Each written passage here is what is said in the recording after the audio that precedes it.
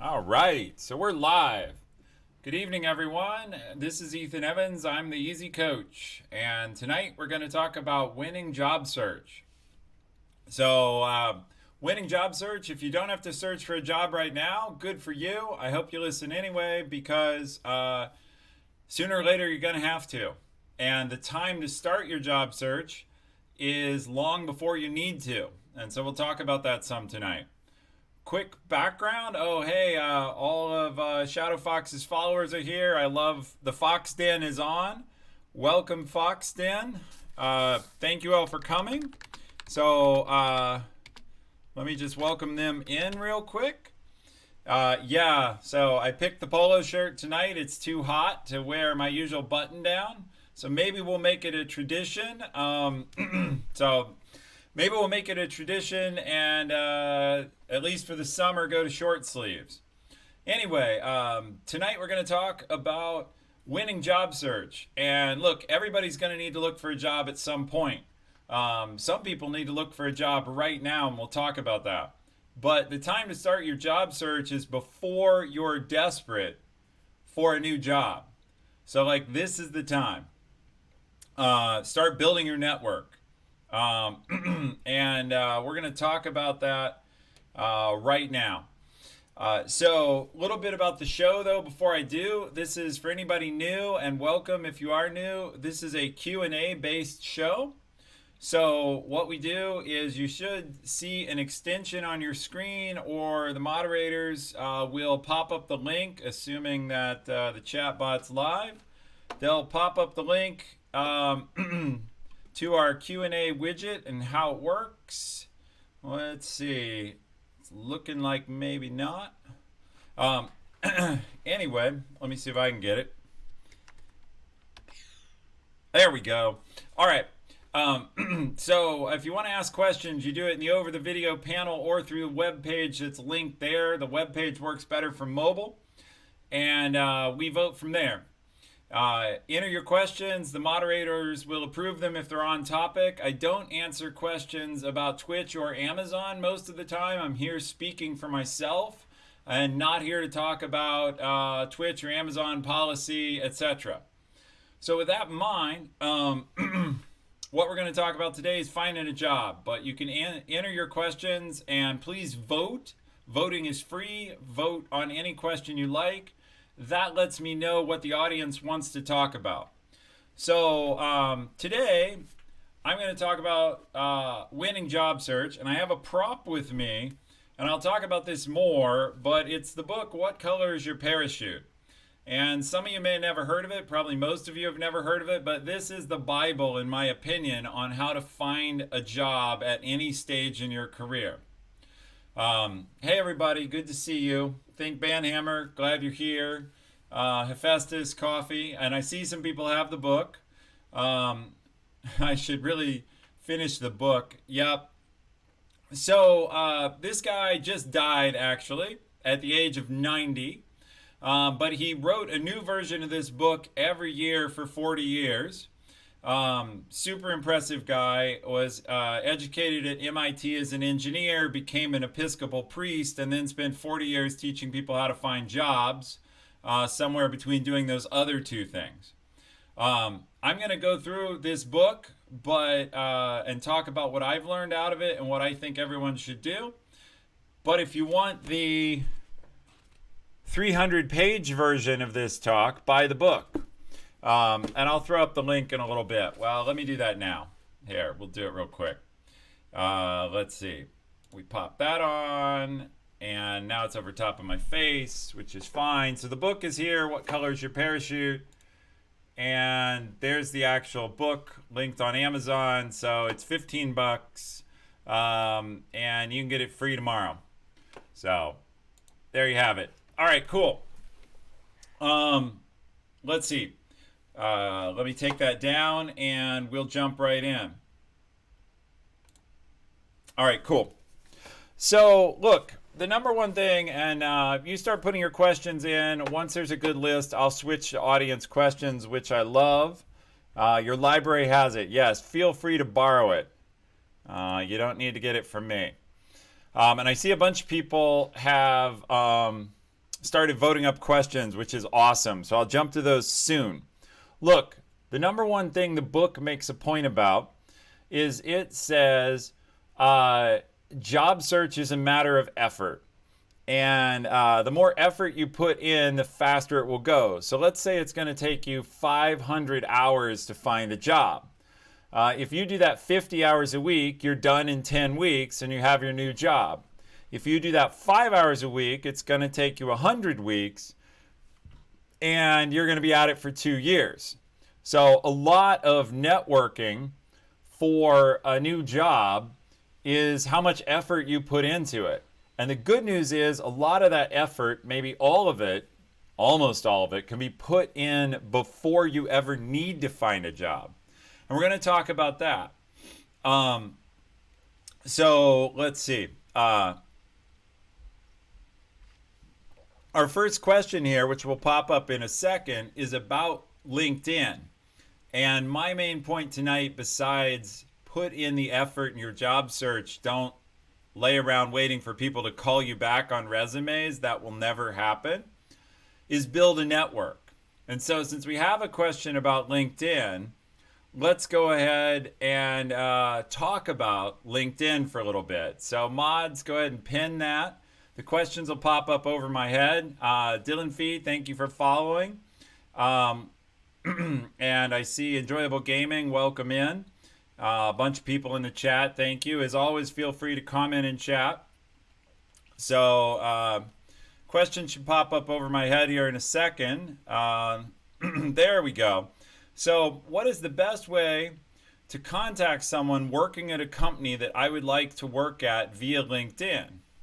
How do I go from a chat setup from LinkedIn to them helping me get a job at that company? How should I structure the talk with them?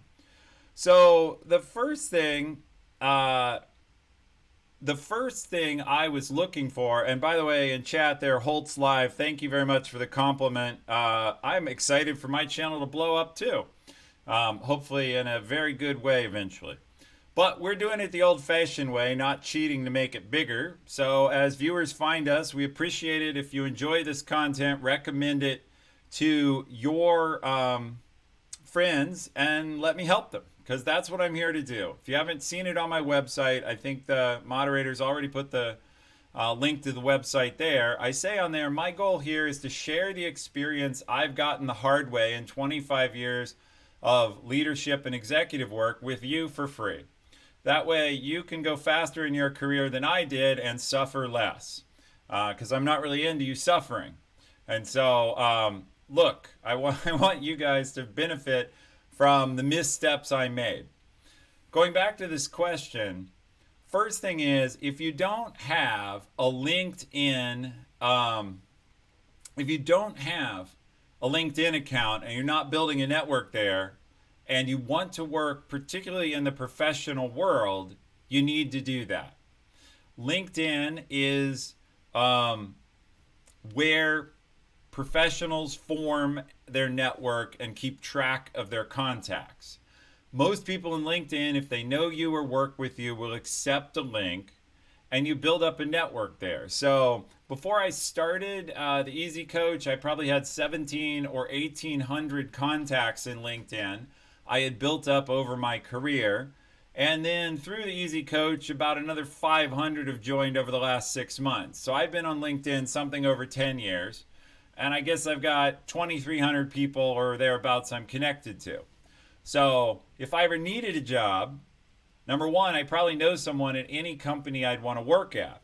at least know them in the LinkedIn sense. And number two, I've got that big network I can put my resume out to and get a lot of attention. So recommendation one is simply use LinkedIn. Now, answering this question, what is the best way to contact someone working at a company I would like to work at via LinkedIn? Well, the closer you are to them, the better. So if you're directly connected, even if you haven't talked to them in a long time, reach out to them. If you're not directly connected, I would try to invite them and see if they would connect. And I just send them a message that says, look, I'm interested in working at your company, or I'm interested in your company. Could we connect? And give them a reason or ask them a question. But basically, you want to ask them, you can ask them directly for help getting a job. I get inbound requests all the time for help, some of which I respond to, and because I get so many, some of which I don't. But I try to help people if they're qualified, or I give them some advice and point them to someone else. The point, and yeah, a lot of people on LinkedIn chat says, have a note that says, I'm hiring for X.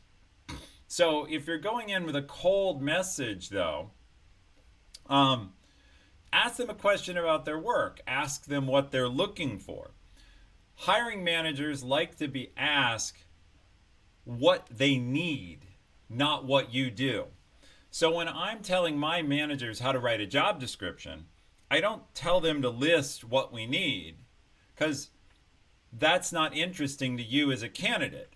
I tell them to write what you will get to do. So if you're going to work on one of my teams and my team has written the job description right, it will say, you're going to join the team and you'll have the chance to contribute to this project, which will have this impact. So it's about what you're going to do.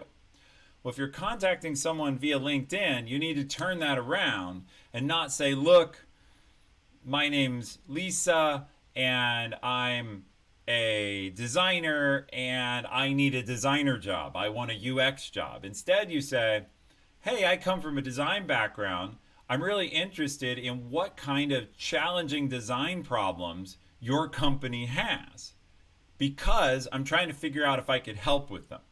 And so hiring managers are happy to describe what problems they have. Like, that's easy for them. Asking them to get you a job, no, but then once they've told you what problems they have or who can tell you, you can also say, look, can you point me to a designer? Let's use the example of a designer. Can you point me to a designer and ask them, then ask them to introduce you and say, look, I'm trying to learn more about the design challenges. And then once you know the challenge, you can say, oh, I worked on a project like that in college, or, hey, I worked on something like that. Do you think I could help? Or could you take a quick look at my portfolio on that project? So the point of this is, don't just immediately ask for a job. Ask about their problems, because everyone's happy to share with you their challenging problems. Not everyone is happy to share with you whether or not they want to hire you or help you get hired.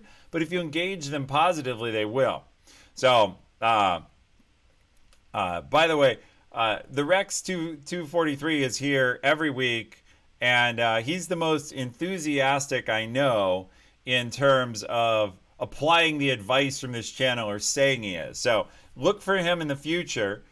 He's probably going to be a CEO somewhere. So anyway, and this week, we learned last week that 2 glasses of wine during a show is too much. So this week, we have 1 glass of wine and 1 glass that I swear is water.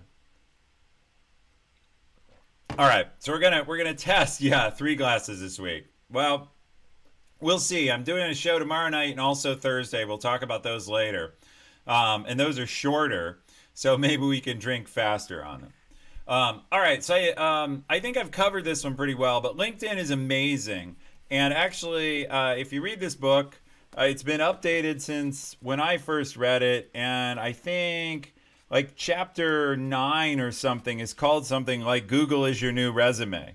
And I would really say LinkedIn is your new resume. It's chapter 7, Google is your new resume. And they're talking about how everything you do can be found online. By the way, I've said this before on another show. We had a candidate that we were about to hire. We were sitting on the fence whether or not to hire him, executive candidate. I Googled him while we were discussing it. Yes, purple everything. Well, when you work at Twitch, you get a lot of purple stuff. And I have a whole closet full of purple stuff, and it's actually falling onto the floor. Um, yes, I have nothing in earth tones. It's all purple, black, and gray. Uh, so anyway, uh, LinkedIn is your new resume, but we Googled this guy and we found that he had badmouthed his previous company after leaving. So that was it for him. So literally, badmouthing his previous company cost him a job, doing it in public. All right, new question. Any tips for someone just entering the workforce but is more of an introvert? So Chad will have to sound out on this one because I know there's a couple of strong introverts in the audience, and I welcome their input because we have a long, ongoing argument about me, which is, am I an introvert or an extrovert? Um, I won't go too much into that. You guys can decide. I'm what they call an ambivert. I sit in the middle. I do not like working a cold room with people I don't know. If you drop me into a party, I like to stand against the wall and wait. But I don't mind talking all the time. Um, I don't mind talking to people once I know them. And I love to talk to people in a context like this where I have something to share. So, my point there that's useful to you is even introverts uh, can be comfortable in certain circumstances. And so you're going to need to find what circumstances can you have successful social interaction that are comfortable for you. And interviewing can be very hard in that sense because if you're an introvert, I've talked about this in interviewing before. We're really here about job search, but when you need to interview, it is about human interaction. The way you interact with your interviewer is hugely influential. And in fact, a lot of good science. This is a little bright. I'm going to just turn that down a bit. There we go. All right. So anyone who's an introvert, oh, yeah, that's much nicer. Anyone who's an introvert, you're going to have to be able to influence successfully in your interview because people will rule you out, unfortunately, based on their interaction. There's good evidence that what people do is they shake your hand, they size you up, their lizard brain makes up their mind whether or not you're part of their tribe, and then they spend the next 45 minutes or an hour feeling like they're getting data, but really just reaffirming their opinion. Getting more and more comfortable because once you decide what you want to find in someone, it's really easy to find. And so that first impression does matter. Now, if you're an introvert, I just gave you really bad news. But I see 40 pink dragons here. Interview equals being very, very prepared. That's right. Don't get thrown off your game because if you're already managing your energy to interact with someone, thank you for the follow, Rustum MS. If you're already managing your energy to interact successfully with the person, you don't want to be caught unprepared. And at this point, Glassdoor, Google, Blind, if you can get in it, will tell you what kind of interview questions the company asks, what to expect. Or if you've networked in through LinkedIn, the previous point, you'll have someone who can explain the interview to you. And at that point, you're prepared. This reminds me, I'm going to make 2 points before we go on to the next question. Number one, part of the point of networking is to get referred in. I have some friends who've been looking for jobs for a long time. They're trying to switch careers, and so they're trying to switch fields, and so they're having trouble getting companies to see them in a new light. Switching fields that way is hard, and one of my friends who's been on the channel before, Steve Day, I don't know if he's here tonight, he's said a few times, hey, I don't even get a call back if I'm not referred in, 0% of the time. You need that reference to make sure you get called back. But at the same time, that reference should be able to explain the interview process to you. And every company interviews a little bit differently. And so you want to know what to expect in the interview so that you can be pacing yourself to it and not be surprised. For example, some companies do multi-person interviews or panel interviews. This is not common anymore. But if you're going to end up walking into a room where 3 or 4 people are going to fire questions to you at once, you damn well want to know. You don't want to be blindsided by 3 or 4 people hammering away on you. Similarly, you want to know, is HR going to be on the loop? Do they pre-screen? Do they have tests? You want to know all these types of things in advance, and that comes from networking in. All right, cool. Last thing is, interviewing as an introvert, I would consider, if someone seems to be reacting to you poorly, just go ahead and be honest. Tell them, hey, I'm a little bit quieter. I tend to think more. Hang on just a second. Or get used to managing that energy with others. Set their expectations. Don't just sit quietly while you think. Say, hey, I'm thinking about that. Give me a minute. Or I want to give you a thoughtful answer. Give me just a minute. All right. Let's see. We covered networking. It does bring up a question, though. I love audience interaction. We've got almost 80 people here, which is a great show. Thank you all for being here. How many of you are looking for jobs right now? And what are you looking for? So sound off in chat, because I said you should network. Part of networking is taking advantage of every opportunity to connect with other people who can help you. And you've got 80 people right here and an offer to spam chat with what you'd like. And then the other people who are looking for jobs or may know a place that's hiring, you can say, hey, my company is hiring for X, or we're hiring for Y, or you should check out this place. So we can use chat right now as our own private Easy Coach job board to help each other out. You can also use whispers and talk to each other offline if you think someone can help you. So this is your chance. And the other thing that chat's helping out here, I'm reading chat over in the other windows while I'm looking off camera. With all of you who are looking for jobs, you can feel good about the fact you're not alone. Yeah, Discord would be great for this. We do have Discord. One of our moderators can talk about it. There's the link. And yes, you're absolutely right. Feel free to connect on Discord and talk about it. We might need to create a job hunting channel or career channel. Shadow Fox is also our Discord moderator. Yep, there. She beat me to it. We can create a channel for you guys. All right. She's awesome. Here's to having great mods.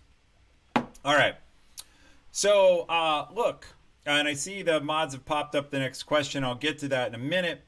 Oh, look at that. Job hunting channel created. So, if you don't know what Discord is, I know not all of you are Twitch natives. Someone can talk you through it in chat, or you can Google it. Oh, thanks a bunch, Solarin.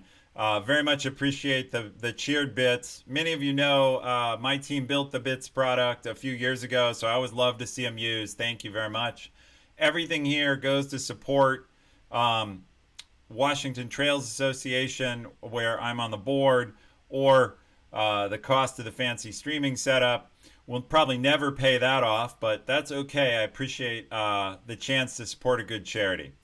So anyway, we'll jump to the next question, but I love the fact that you all joined in and said what you're looking for. And the thing I want to comment on is job hunting can be lonely. And again, the book has a section on managing your emotions in a job hunt, because getting rejected for a job is pretty personal, and getting turned down can be pretty personal, and yet it's not necessarily about you.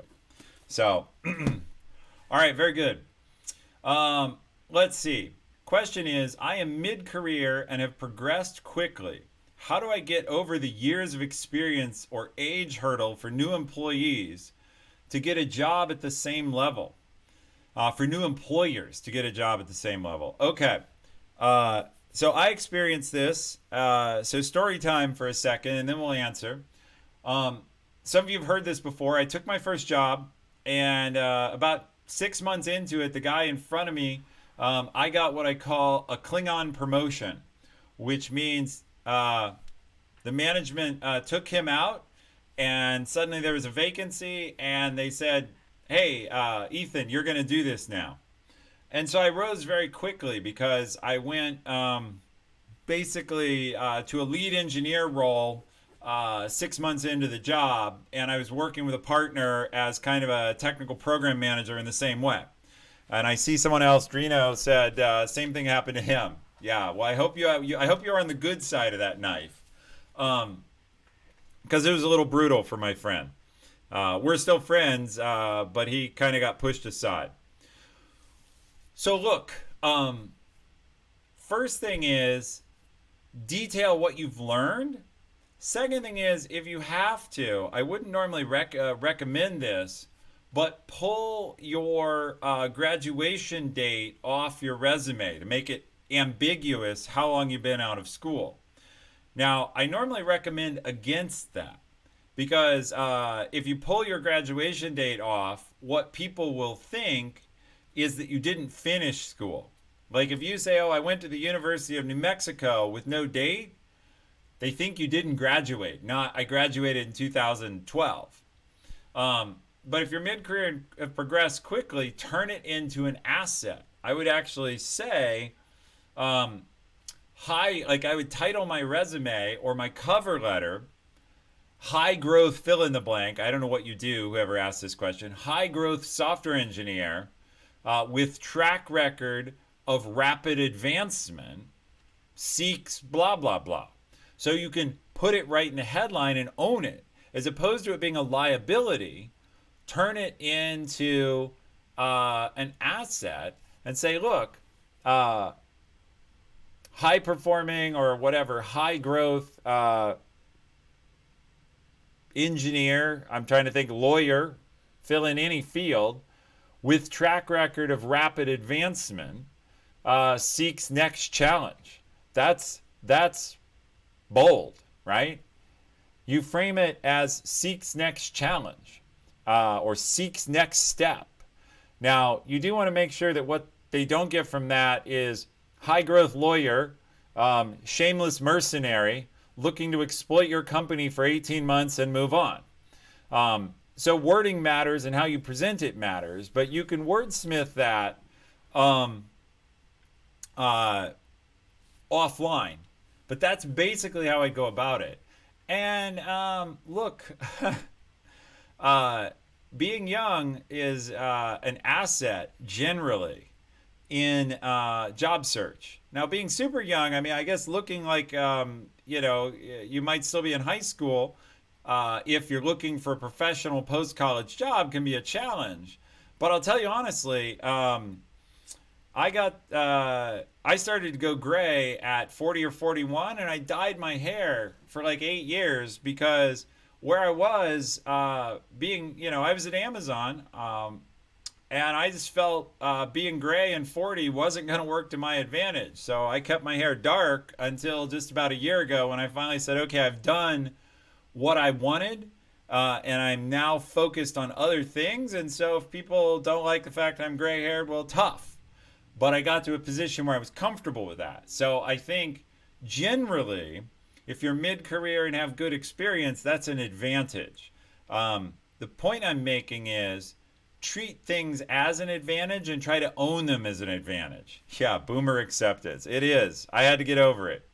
I'm just glad to have a lot of hair. If it has to be gray, that is way better than the other choices. And I do think Amazon helped make my hair gray. I will comment. Some of you have heard before. My work week's about, not including streamings, about 60 hours. And it's been that way for 10 years. Um, that's the executive life. You don't necessarily have to live it.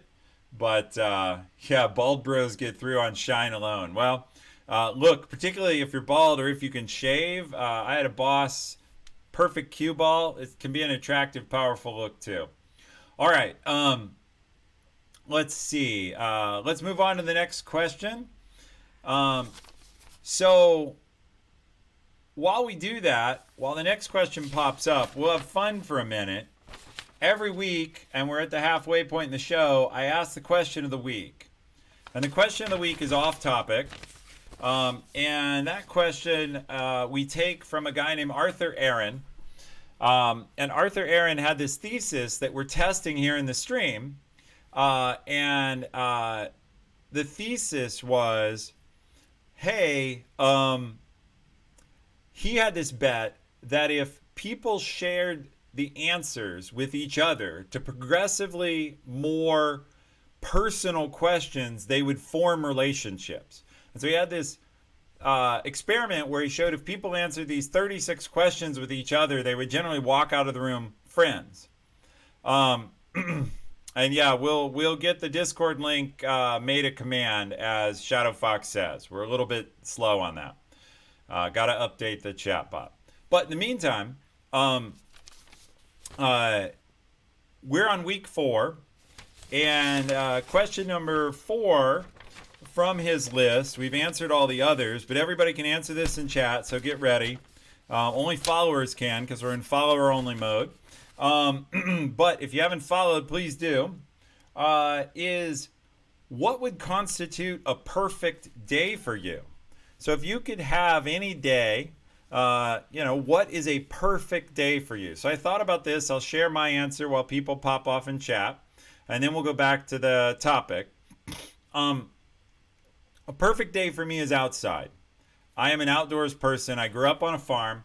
I grew up being outside, and I don't like it too hot, so 70s. And I like to be doing something active. And part of the reason for that is I'm hyperactive. And part of the reason for that is I like to eat. And the more I do, the more I get to eat or drink. So some of you know this. I have to find a picture I can put on stream. I've shared it before. I grew up a Midwest farm boy, very heavy. My family was extremely big. And so I grew up about 70 pounds heavier than what you see now. And so for me, a day has a lot of activity, so I stay fit because for 25 years I've lost the weight and kept the weight off, and I'm never going back, God willing. So, what's your perfect day? My perfect day, 70 degrees, going for a hike, going for a swim. This weekend, my family and we floated down the Yakima River, so we threw inner tubes in the river and floated for a couple hours. Just chatting, splashing each other, having a good time, talking. A lot of you know Awesome Dave, our producer. His wife Phyllis, who's sometimes in the channel, may not be here tonight. She made sangria, and she accidentally doubled up the amount of coconut rum in it. So as we floated, we floated. So that was my perfect day. That's my idea of a perfect day. I'm going to check chat, and then we'll go back to the topic. Is this the 36 questions? To find, yes, big bolters, yes, it's the 36 questions that work with friends and love. That's right. Hiking and rock climbing followed by a beautiful winery. Not a bad call. I have found most of my jobs from unofficial gatherings. I agree with that. Back on topic. Kidding up in a comfortable bed, yes. Taking a show, going outside for a walk, in the mountains. Yeah, the Rex is in Hamburg. I don't know, Rex, you should tell us. Are you native German? Because you have this idea, my German's terrible, but wandern in den Bergen. So the Germans actually invented hiking in the mountains as a prescribable form of health care. You can actually, and this is fantastic, Makes me sad that my parents were German, my ancestors, but I'm not. Um, I'm a blend. I'm in a classic Heinz, but I am not from Germany. You can actually get a doctor to prescribe time off from work for you to go hike in the Alps. At least that's what I've been told. And that sounds fantastic. No, Hamburg's flat. That's true. So anyway, a bunch of good people here in chat. Racine is saying double steel tanks. She at one point was my dive instructor. Taught me how to chase lobsters in the extremely cold water off Boston. That's a good day too. All right. Enough fun. We'll go back to business. What are some unconventional ways to find job leads? Wow, that list is unlimited. This has a huge list in it. What are some of my favorite unconventional ways? So there's telling all your friends. There's basically telling people you wouldn't think can help you because it's like the 7 degrees of Kevin Bacon. You're trying to get the word out that you need a job. There are other unconventional ways to find jobs, though. One of the ones the book claims, and I truly believe this, is small companies have fewer gatekeepers. And you can actually test the thesis, just walk in the front door and ask if they need you or how to apply or if they're looking for someone with your skills. Small companies, you can go meet the receptionist if they have one or knock on the door and talk to the founder and have a direct conversation right there. And in fact, it blew me away. I was reading this book in preparation for this show. Yeah, I actually prep quite a bit for the shows. And I'm going to find this now because it's chapter 3, the best and worst ways to look for jobs. And I'm going to see if I can find the stat. But it actually claims that walking in the door, here we go. It's number 10 on page 30 in the 2019 edition. Knocking on the door of any employer, office, or manufacturing plant. This method works 47% of the time. It works best with small employers, 25 or less. And I believe its grammar's wrong here, right? It should be 25 or fewer. Anyway, that's that whole argument about how many items can you take through the express checkout lane in the grocery, right? And the answer is go to an Amazon Go store and just walk out. But as you might have guessed, sometimes you blunder into a place where a vacancy is just developed. One job hunter knocked on the door of an architectural office at 11 a.m. His predecessor had just quit at 10 a.m. in the morning. If you try this method and nothing turns up, you broaden your definition of small employers to 50 or less. I think that's probably the best unconventional advice. It takes guts. It takes.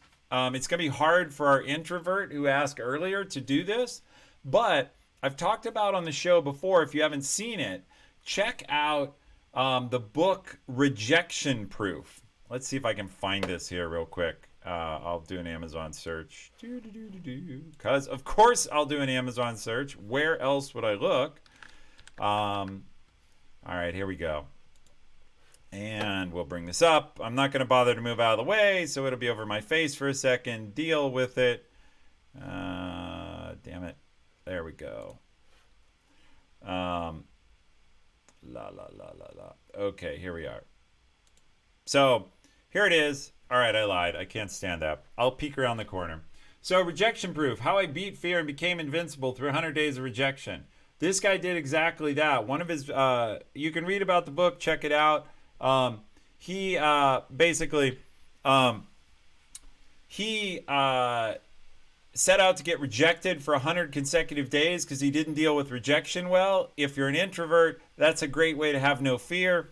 I see T Weirdo is saying no fear. And the Rex says his YouTube channel has all 100 challenges videotaped. But one of the things he did was try to get a job on the spot. And so he walked from company to company to company asking for a job. His particular twist that made sure that it made no sense at all is he was asking for a one-day job. I just want a job for a day. And he eventually talked some company into hiring him for a 1-day job on the spot walking in.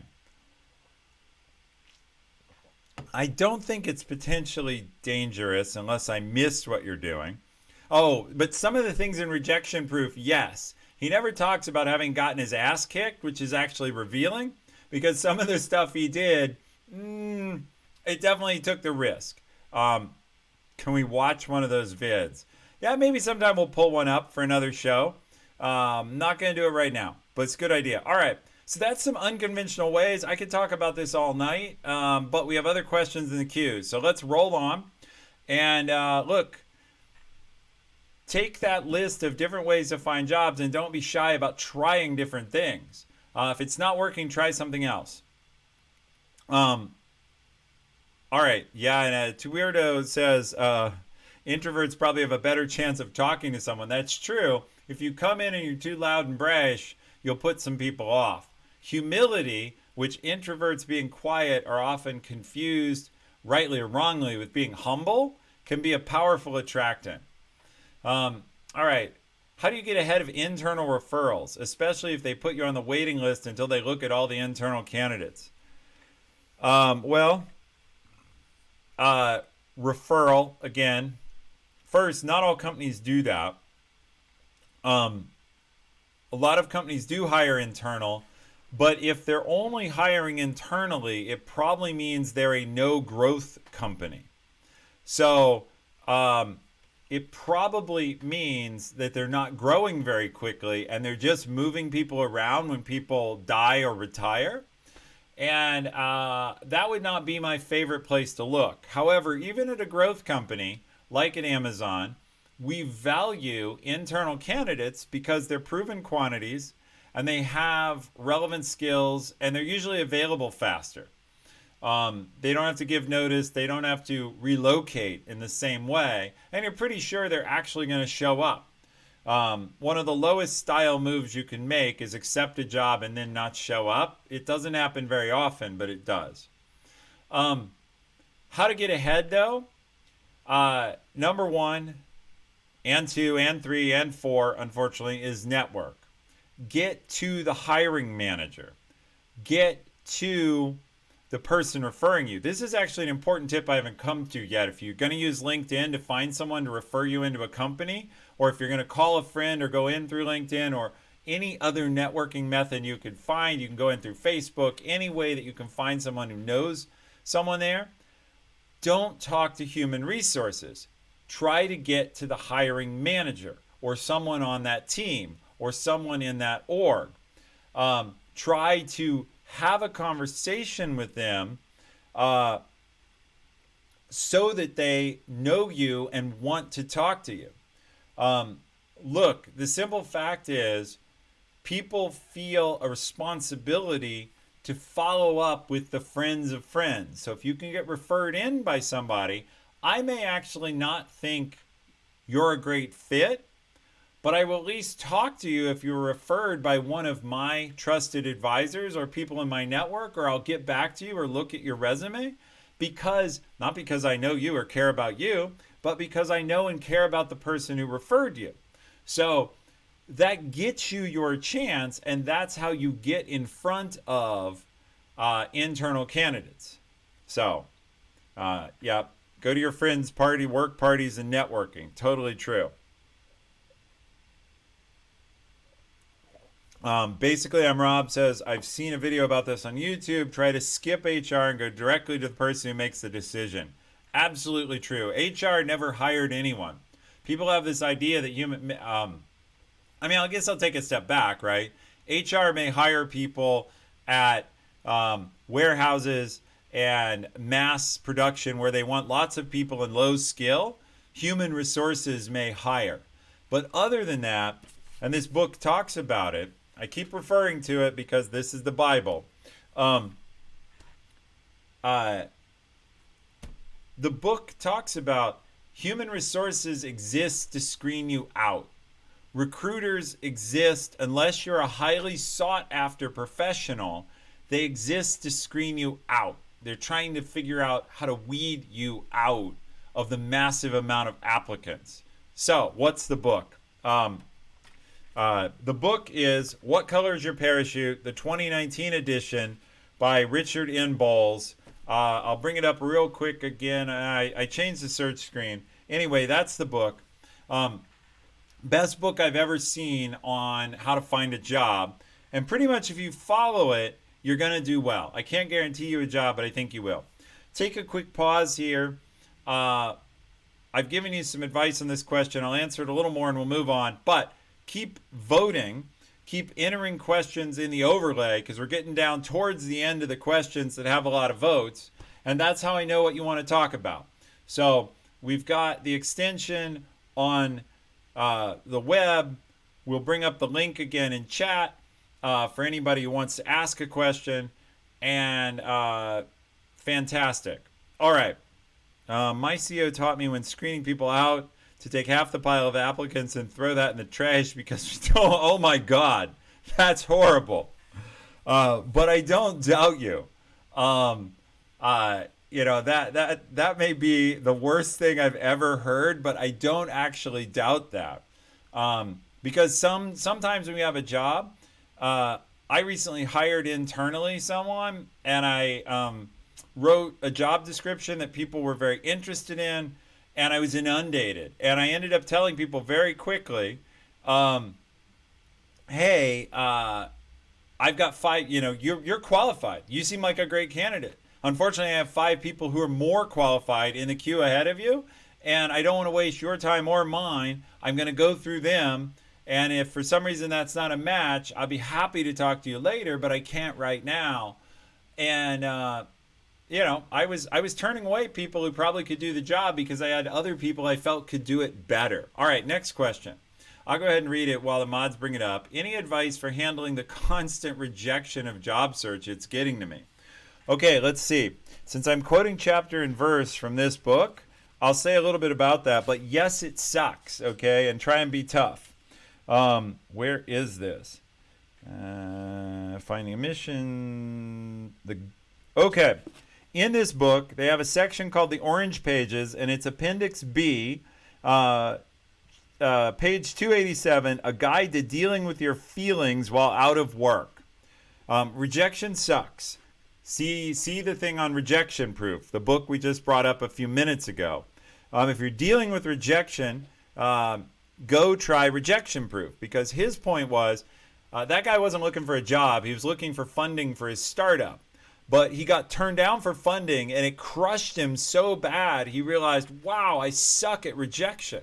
So the book there, I'll bring that one back up because I think I still have the window up. Let's flip over. Is Jia Jiang and Rejection Proof, this book here. So Rejection Proof, How I Beat Fear and Became Invincible. Try that book and try watching him on YouTube. Because he's got his 100 videos of what he did. All right, anyway, realize that, number one, your job is not your self-worth. And I know this is, look, in America in particular, we identify ourselves by our jobs. People meet at a party and they say, hey, I'm Fred, what's your name? Oh, hi, Andrea. What do you do? First question we ask. And it can be really awkward if you don't have a good answer. Oh, I'm between jobs. Like, it's a tough answer. Let's see. So, 10 things we can do to deal with our feelings when we are unemployed. Catch up on sleep. Good advice. Actually, being rested is true. You can make yourself more physically fit. Focus on other people. That's a good one. There's always someone who's having it harder than you. And while you don't want to glory in their misery, realizing that if you do have a roof over your head and friends around you and your health, you're doing pretty well. Just go find a sick person and you'll suddenly, a really sick person, and you'll suddenly feel a lot better. Look, recognize that you will get another job, and it's a matter of effort. Put in the effort. We have some people here in chat. we have some people in chat who I know either are going through or have gone through long job searches, and it is demoralizing.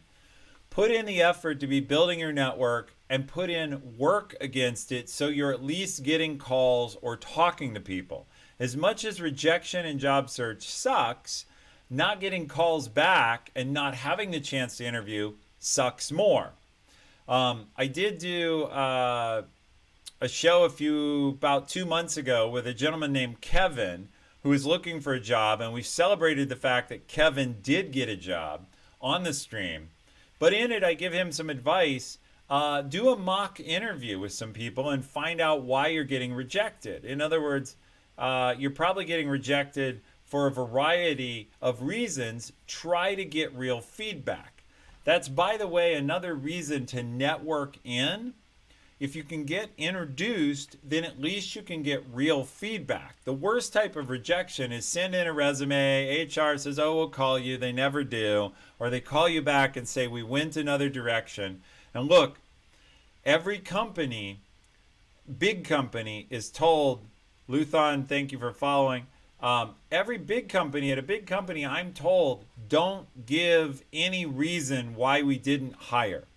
And the reason for that is they're terrified I will say something actionable. Actionable, like you can sue us.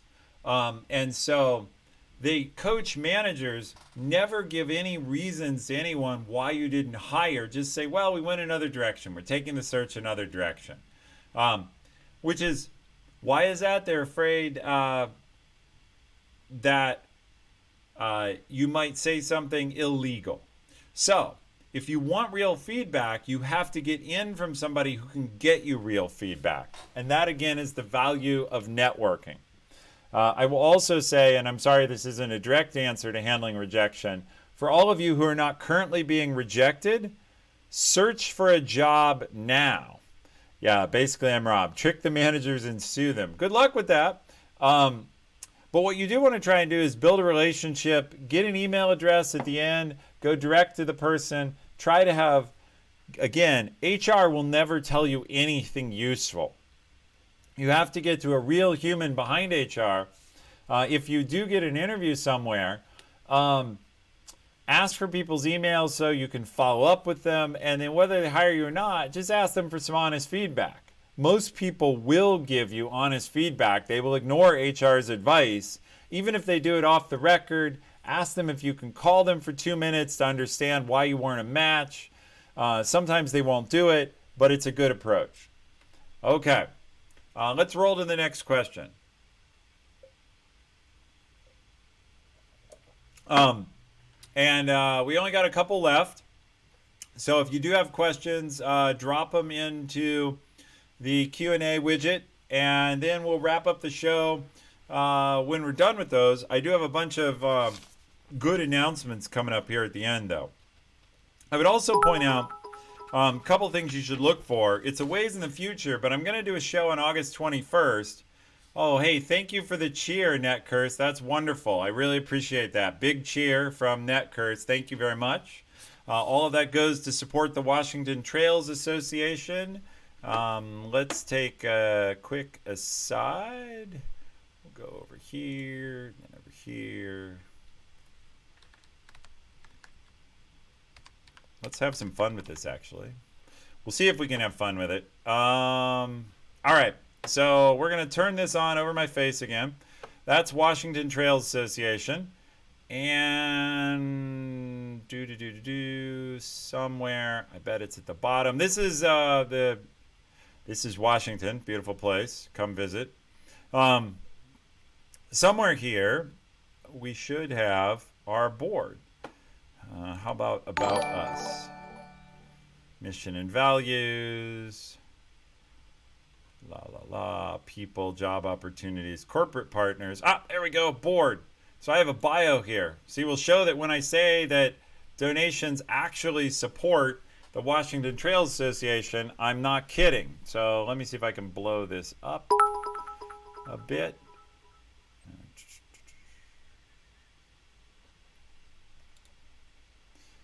All right, let's zoom this puppy. There we go. All right, sweet. So there I am and back. So I actually do, when I say I'm on the board of the Washington Trails Association, I really am. This is our last annual meeting. Um, and la la la, I'm in here somewhere. There we go. The green hat means I've actually worked on the trails for up to 5 days. In my case, it's exactly 5 days. But enough about that. When you donate, when you subscribe, everything ends up with WTA. And we're going to have the executive director of the WTA on the show to talk about working in the nonprofit sector in October. We're going to do a charity stream then. So it'll be a while, but you can learn more about the government and public sector then. Meanwhile, I'm going to do a show on August 21st. And that show will be about how to do what you want to do. If I'm donating to Twitch, can I write it off as a donation for a nonprofit? No, go donate directly to WTA. But I got the POG. I'm with it. A veritable rainbow of rain jackets. Yes, Pacific Northwest. That's our. Like it rains here like a tenth of an inch a day for like 200 days is how we do it. It's constant mist. The Christmas party for the board of directors. Yeah, something like that. All right. Back to the question. Enough of this messing around. Back to work, Ethan. Okay. What can you do to land an interview besides sending in a resume? So I've talked about network. So re-answering the question with network wouldn't be good. I've talked about what color is your parachute and the different ways to hunt for a job that are creative or different. I see Sean has jumped in and cheered. Sean has not got his staff badge on, but I'm pretty sure he's a new member of Twitch. So welcome to the broadcast. Good to see you. Okay. What else can you do that I haven't talked about? Let me think about that. Well, I guess the other thing you can do is match yourself to the company. So do some actual, we haven't talked about researching employers. To do this, and it's a big part of the book that I've referred to, What Color is Your Parachute? You have to know what it is you want to do. And the show I'm going to do on the 21st, long time from now, is about how to get to do what you want to do. But step one, which most people actually haven't thought about as much as you would believe, is figuring out what it is they're truly passionate about. Now, some people don't have the option. They need to take any job they can to get a roof over their head. But then once they have a job, they hang out in that job and just rot. They figure like, okay, now I've got a job. It's all good. By the way, NetCurse, thank you for the sub. Very much appreciate the support. They just hang out and they don't plan for the fact they'd like to get a better job.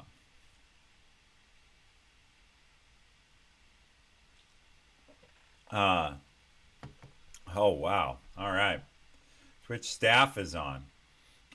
So, what we're going to do, though, is match yourself to a company and find out more about them and start telling them how you've looked at their company and why you want to work there. So that's the kind of thing.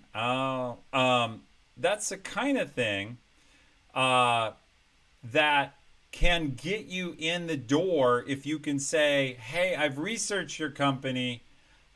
This is why I'm interested. This is where I fit. I think my skills fit here. Don't make HR or the recruiter, because sometimes you do have to go through them, or even the person that you're asking, don't say, hey, I'm a user experience designer. Can you help me find a job? Instead, you do the work and say, I want to find this particular job. Solar in 2001, thank you again for the cheer. You're a big supporter tonight. I appreciate it. I love the bits usage, but you're absolutely right. I'll tell a quick story. I used to not work in the games industry. Few years ago, many years ago now, 10 years ago, Amazon bought its first game developer, and I went to work there, and I was confused because I had always been taught interview for talent and intelligence. Is the person smart, and do they have the right skills?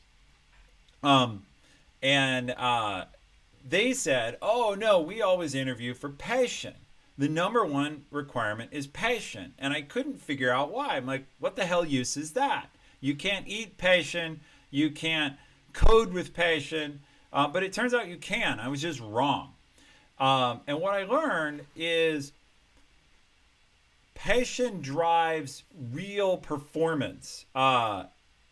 It drives the extra effort that makes the difference. If you care enough, you'll work harder. It's the same reason I do this stream, okay? Everybody watches it knows I'm a vice president at Amazon. I don't need to do this. I do it because I love it. And I love helping people, and I love seeing this stream grow, and I love hearing from people who got jobs or got promotions or whom I've helped. One of the people here in chat, Kristen, is going to be one of our guests later this week on our 2 shows this week. We're going to start long-term coaching of 2 different people. So we're going to do one tomorrow night at 8 p.m. Mugendra is Chief Product Officer of an offshore company based in Bangalore, India. And Kristen is from my home state of Ohio. And she's a product manager at a small Ohio startup, and she will be on at 8 p.m. Thursday, 8 p.m. Pacific. Later shows because I can't skip out of work every day to get home early. And we're going to start month by month coaching of both Mugendra and Kristen here on the show, where all of you can watch and see their issues and see what they're dealing with and how they're growing. But I love it when people grow. What can you do to land an interview besides sending in your resume? Have passion, match it to a company, tell them why. Don't chase a job, chase a career.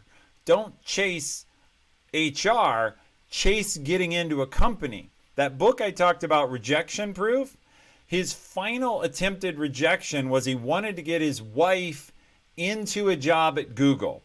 And he and his wife teamed up to break her into Google over all objections and over all other candidates. If you want an inspiring story of what I'm talking about, go watch his final video in the 100 Days series, or go read the end of the book about getting a job in Google. All right, next question. And I'll check out chat while I finish off the last of the wine. This is the signal the show's almost over. So it's been good talking to you. We're going to answer a couple more and call it a night, because we'll be on both tomorrow at 8 p.m. with Mugendra, introducing him as Chief Product Officer, and we'll be on Thursday. But if you want me to answer other questions, vote them up. This is your last chance. And Kristen, thank you for the Twitch Prime sub. And welcome. Kristen is new to Twitch, so she's learning Twitch in order to be here. Her husband watches my good friend Devin Nash's channel, turned her on to this broadcast, and that's how I came to meet her. All right, here we go. I'm graduating come December. Could you describe your experience to get the first post-college job? Yes. At this point, I'm looking for something that's not related to my major. Okay, that seems bad. So my network of professors and students doesn't seem like a big help. So, first thing, I'm a I'm a big fan of Mike Rowe. On his point, if you know Mike Rowe, he does Dirty Jobs, and I guess he's the voiceover for Deadliest Catch. But his point was, don't go to college just to go to college. However, this person has already done that maybe, or they discovered something. My wife, for example, discovered when she went to college, she went as a chem major, and after a little while discovered she hated chemistry and did something else. Your professors and students aren't going to help, but you should have a career center. Here's the dirty secret about colleges that will save you. Colleges they all compete with each other on all kinds of things. And one of the things they compete on is their placement rate of graduates. So ride your college placement and career center like rented mules. Okay, they have to try to get you a job because it reflects poorly on them. all the parents and all the students coming after that want to know, oh, 100% of people who go to Acme University get great jobs. Go to the Career Center, because if they can't say that, nobody goes, nobody pays for their college, or less people do, and they're less prestigious. And everything every university ever cared about was how prestigious they were. They also have another reason. They want, yeah, you paid a lot of money to join a big network. That is completely true, SkyPager. Look, you paid a lot of money to build that big network. The Career Center has to try and help you because they want you to be a very rich alumni so that one day you will build them a building. Believe me, I made the mistake of donating to my university. And I get letters from them now once a month about all the things they want me to do for them that they wish I was making happen. This is where they want you. So use that Career Center. Go to the career fairs. Figure out when the recruiters are coming. Be up early. And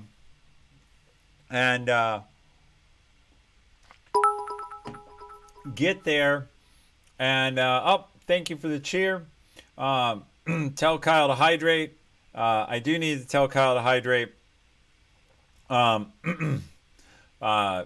I had a discussion on him with why he was one of the first people to join our Discord, and I had a discussion with him why he tells himself that he doesn't remember to hydrate. So everyone, feel free in chat to tell Kyle to hydrate because he likes it. You're looking out of major. You're going to have a good explanation for that. You're going to have a crisp explanation for why whatever you did. You're an engineering major, but you don't want to be an engineer. You're a history major, but you want to do something different. You need a good explanation that you've rehearsed and practiced so that you can tell it quickly. All right, moving on. We're going to take a couple more and call it good. Because I have to hop on with Kristen to get her prepared for later in the week. Okay, next question is, I work in a small/medium-sized software development company. I've climbed from the floor to now reporting to C-level. That's fantastic. Gonna have to scroll down here because the question hasn't popped up yet. But it will. Means one of the mods is distracted. But I work in a small software company, 15 to 20 employees under me in the past 4 to 5 years. I feel like I'm reaching the ceiling for my growth in the company, and I'm getting ready to move to a bigger... Let's see. All right. We're going to do our own maintenance here. There we go. I'm getting ready to move to a bigger company. My formal education doesn't match my acquired skills, but I have a great documented deliveries to show. Tips on how to get a foot in the door at larger orgs. Sure. Network. We've heard this all night, but I'm going to keep beating on it because that's the way to do it. However, write your resume to try to make those documented deliveries believable. Put them in terms that the new recruiter or person who gets your resume can see. The other thing is, and I'm asked this sometimes, never, ever, ever, ever quit your job before having another one, unless you're being beaten or abused. And even then, call a lawyer first.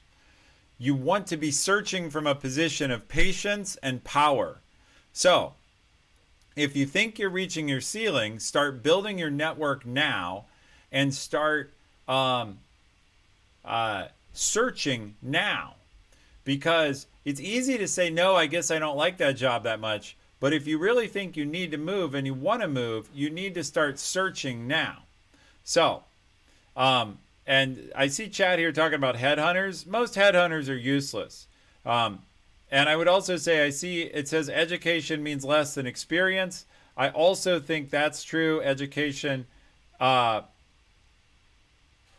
like the stay hydrated bot. That's funny. I have not done that, but I will.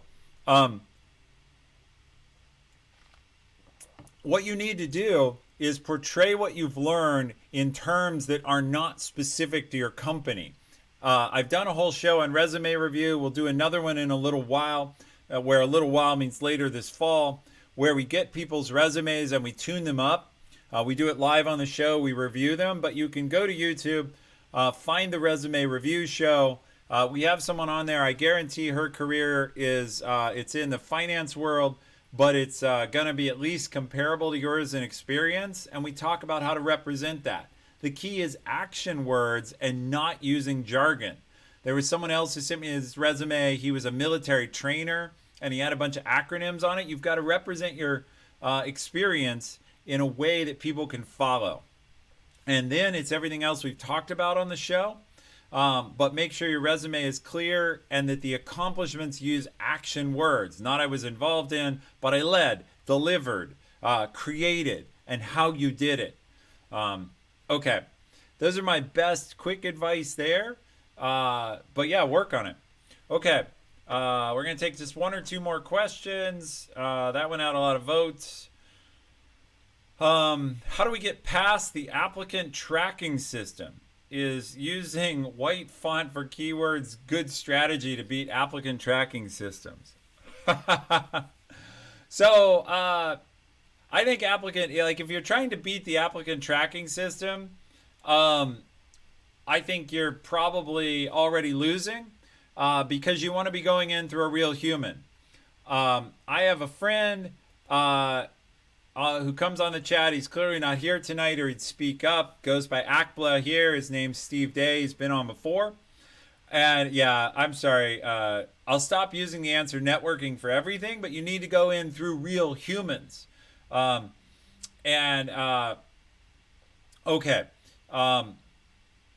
What he found, he tried to optimize his resume and it got him nothing.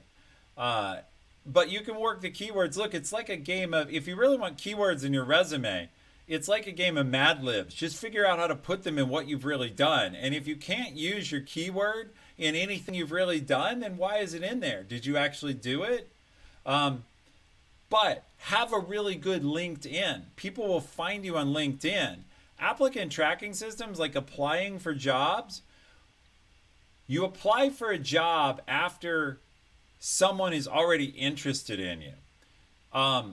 Most of the people I'm hiring, we're going out and finding on LinkedIn or through networking, or they're networking to us. Remember, employers look for you.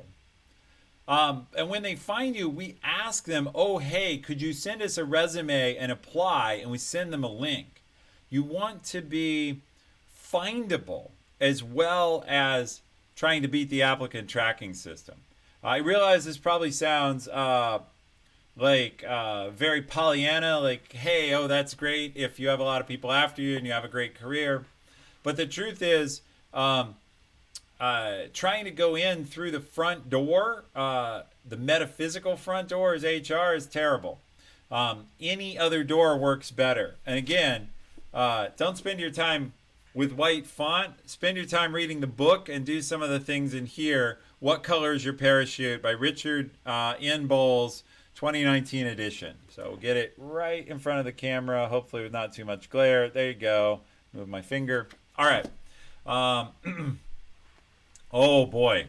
Next question. What to fill out in salary expectations in the online application form?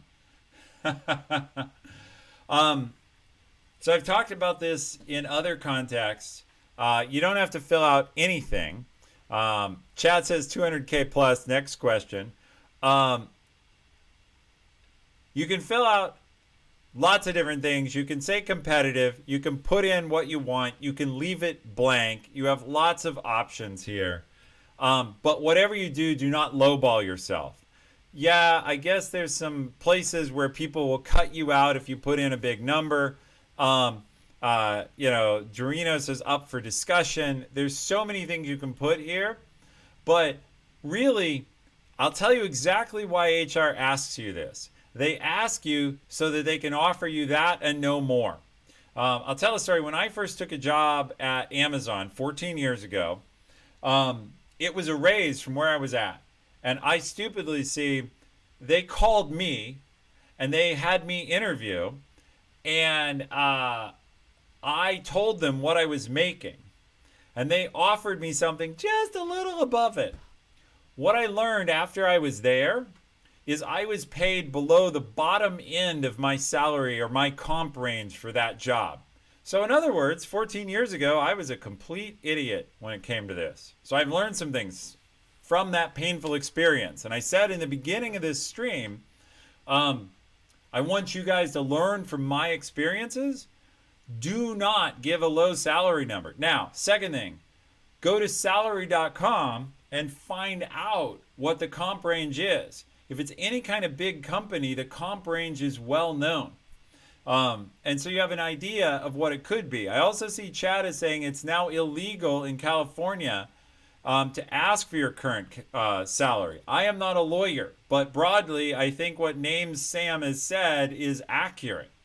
And so you don't have to answer that question, but more to the point, you want to know what to ask for when the time comes. What are you expecting? You can get them to give you an offer, but you want to be able to ask for more. You need knowledge. You need to do the research to try to find out what they're paying, because I worked for several years being paid below the bottom end of my comp range because I didn't know any better. And so I lost a lot of good money a long time ago, and a lot of Amazon stock when it was, go look up where it is now, when it was at $40 a share. So yeah, not a good call. Okay, we're going to take one more and wrap it up. What do you recommend for people trying to get their first job in a new field? Software engineering, for example, after completing a non-traditional education program boot camp. So we've recommended a lot of different things. We've recommended a lot of different ideas. So I don't want to recover any of those. What I would say here, and I'll make a plug for my buddy Devin Nash. I think Devin did a video that's on his YouTube channel about when you should consider working for free. And about the only time to work for free is when you can't get paid, or when you want something more valuable than money. But if you want to change jobs, see if you can get some experience by interning somewhere. And I have hired some people. We had a guy wanted to come out of retirement. His story was, his name's Jed Roberts, if I recall correctly. This is 20 years ago in Boston. And he had written one of the first versions of the software, Dragon Naturally Speaking. After which his company was bought, and he was a young guy and had a lot of money, and he took 10 years off to learn French and to learn how to cook and to travel the world. And he woke up probably at close to 40 years old and said, holy shit, I'm out of money and I'm bored and I need a new job.